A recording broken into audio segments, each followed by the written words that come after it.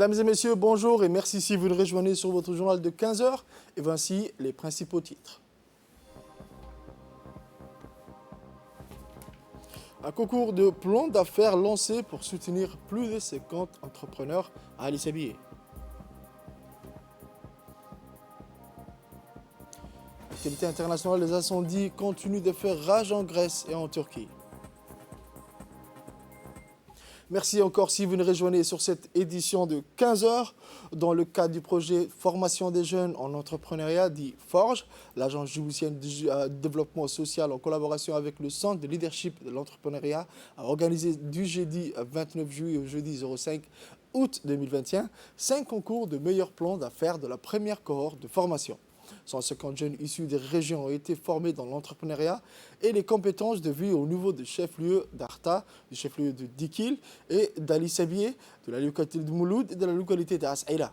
Ces jeunes ont développé durant leur formation 50 plans d'affaires avec lesquels ils concourent aujourd'hui. Parmi ces 50, les 25 meilleurs projets seront financés à hauteur de 666 250 francs joutes pour un développement total de 16 656 pour l'ensemble des jeunes qui veulent se lancer dans l'entrepreneuriat ou la création d'entreprises. On bénéficie d'une subvention de 600 millions.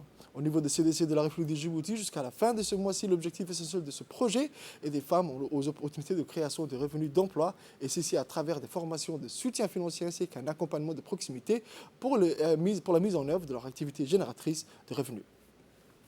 Autre actualité, en République de Djibouti, les différents projets de gestion halieutique initiés par le gouvernement constituent l'un des plus importants facteurs qui ont influencé l'exploitation de nos ressources marines vivantes. Sous l'impulsion du chef de l'État, plusieurs actions et décisions politiques axées sur l'amélioration de la pêche ont été entreprises à l'aube de l'an 2000.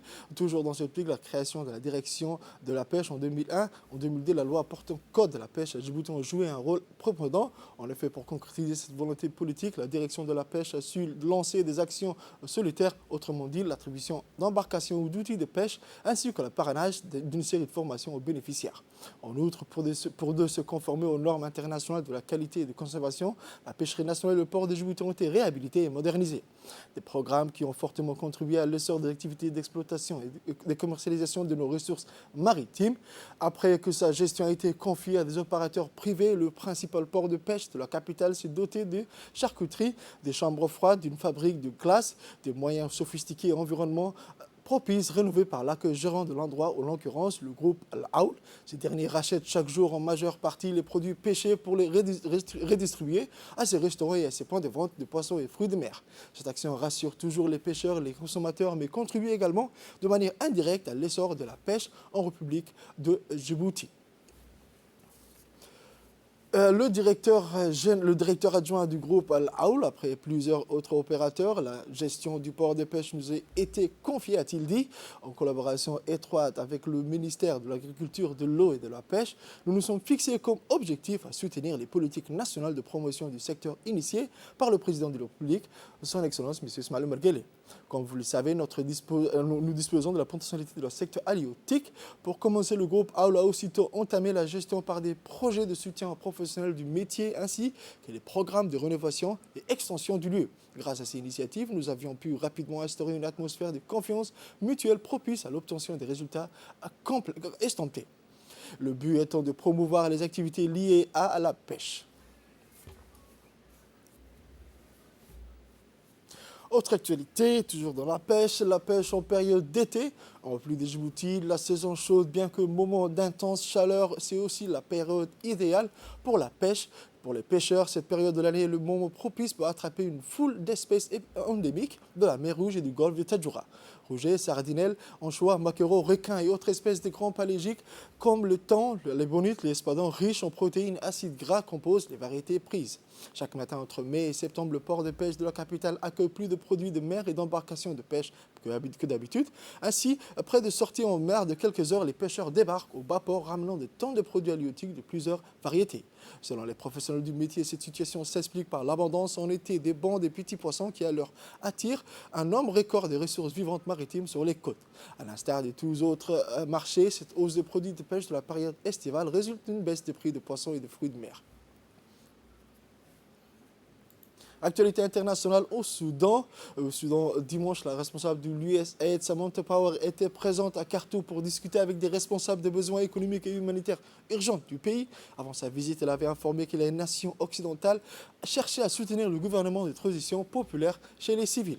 La responsable s'était rendue dans la région du Darfour afin de rencontrer des personnes déplacées à cause du conflit. Avant son départ mercredi, Samantha Power doit rencontrer le ministre des Affaires étrangères ainsi des hauts responsables. En décembre 2020, Washington a retiré le Soudan de sa liste d'États soutenant le terrorisme et s'est engagé à régler sa dette auprès de la Banque mondiale. Lac Tchad, renforcement des patrouilles des militaires dans la région de Lac Tchad.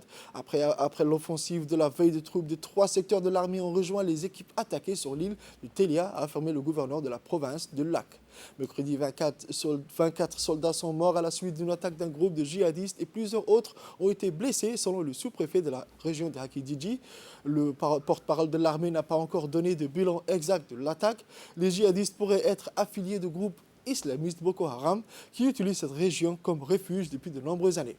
En mars 2020, une centaine de soldats tchadiens avaient déjà été tués lors d'une attaque dans la région du lac, une offensive affirmant à son issue qu'il n'y avait plus aucun djihadiste du côté tchadien.